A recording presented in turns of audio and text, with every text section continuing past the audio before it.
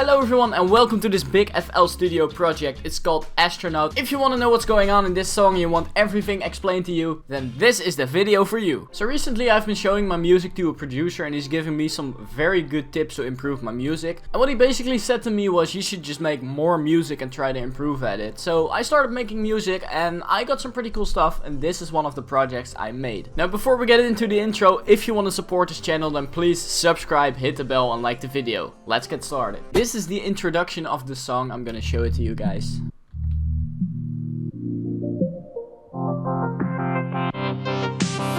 So what I'd like to do for the intros is just take later parts in the song and kind of deconstruct them.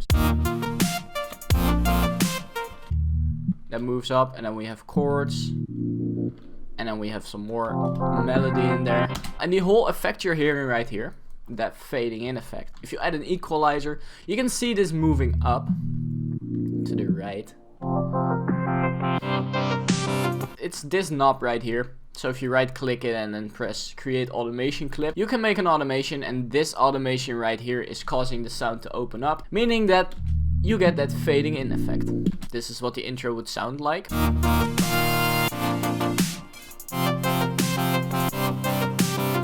So I actually made it with the fading in mind, because some of the sounds in there are sounds I don't want to have. Let's have a look at the intro of this song.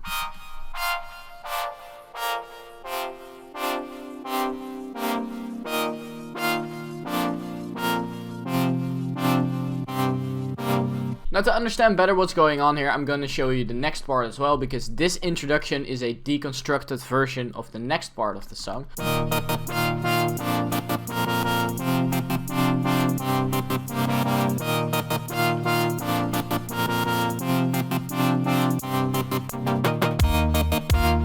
Okay, so two sounds make up this song so far. First of all, we have this synthesizer right here.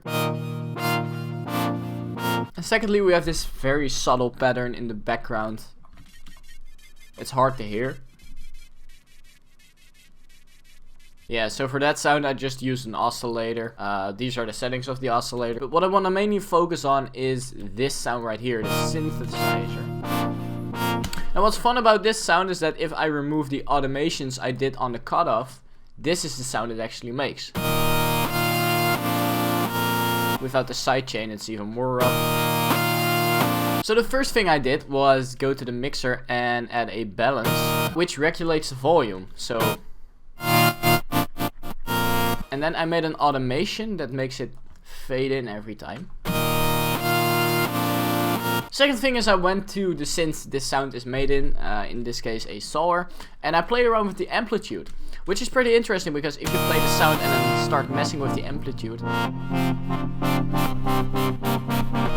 that's where you can make that wobbly dubstep-like sound effect. It's not necessarily dubstep, but you get what I mean. It's easy to explain. So if we add that to the mix, as you can see right here is a cutoff automation. This automation decides what the cutoff of the sound is. In this example, the cutoff goes up and then down again, and you should be able to hear that.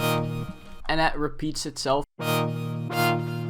But the fun comes in when you go to the next segment, where I made a lot more cutoff automations.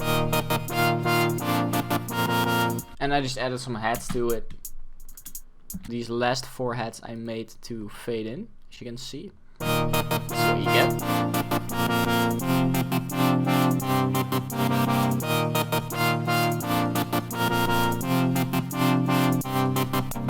This is the start of the next segment. And I wanted to start with 2 stutters of that exact segment. And then cut them off with the automation. And then you get that kind of pre-intro feeling for the next section. It's really interesting.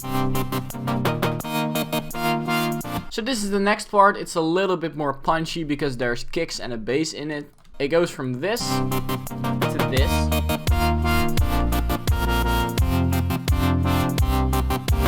Still, in my opinion, pretty chill because the bass notes are pretty long, so it just kind of drags along with the kick. Now I can show you right now how to make a bass in the oscillator, which is really easy. You just open up an oscillator, play whatever note you want, and then just move the chorus down all the way. And that's practically already a bass. Like, it's really that easy. I added a balance for sidechain. So sidechain is what I explained earlier with the volume fading in. This is especially important when you add a kick drum. So this sound right here has some frequencies that are on the kick frequency. So what I do with the volume knob is I cut those out exactly when the kick plays. So every time the kick plays, the bass shuts up and the synthesizer shuts up. You can actually hear that when I remove the kick. So that's what the balance automation does. And now when I add a kick, it actually jumps out a lot more. Now usually what I like to do is just bring a song into existence, as it were, then break it down a little bit before it actually goes to the drop. So that's what we're gonna do right now. So the way I did that in this song is go from a pattern that only has kick, kick, kick to kick, snare, kick, snare. Takes a bit of the speed out of the song. What I also did is I lowered the amount of bass. As you can see, it's very cut off here, so it's not this pattern anymore. And this is a melody.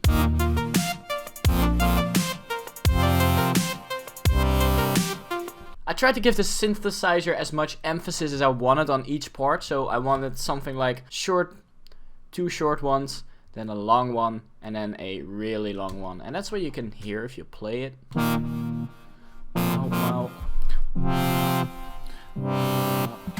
I like that effect. Some other things to notice is that the steps and the bass both cut out when the snare hits, which gives a better sensation of the rhythm. Every time you have the punch, there is sound, and then when the snare hits, it stops. And then the melody just keeps going to make sure that the song doesn't sound as staccato as that effect.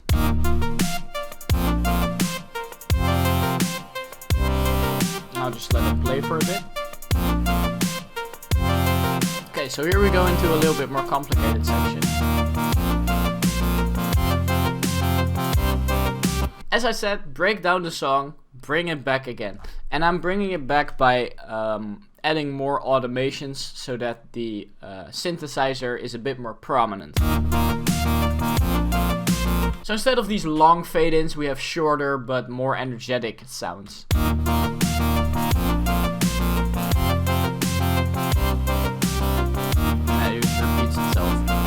Okay, next part is going to be the build-up.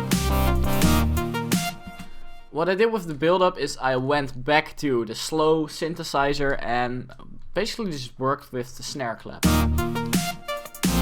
So everything is now snare. Increase the speed. Increase the speed again. And the way I increase the speed is just add more snares. It's really that simple. We made it to the middle of the video, which means that the audience that actually sticks around gets to decide what's going on in the next video. I would like to ask you guys what you'd like to see more of. I have 3 options for you. This is the first one, me breaking down big projects and telling you guys what I did in them. Second option is I'm gonna build a song from scratch, just create anything and show you guys how I make entire songs from the bottom up. And the third one is comment requests, so you guys request something and I make it. Which would you guys like to see most? Let me know in the comments. Let's go on. Okay, so here we get into one of my favorite parts of the song, the drop.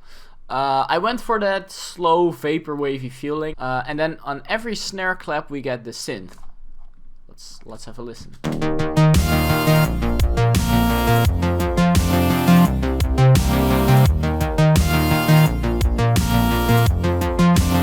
In the next part there's actually some melody added with the bells.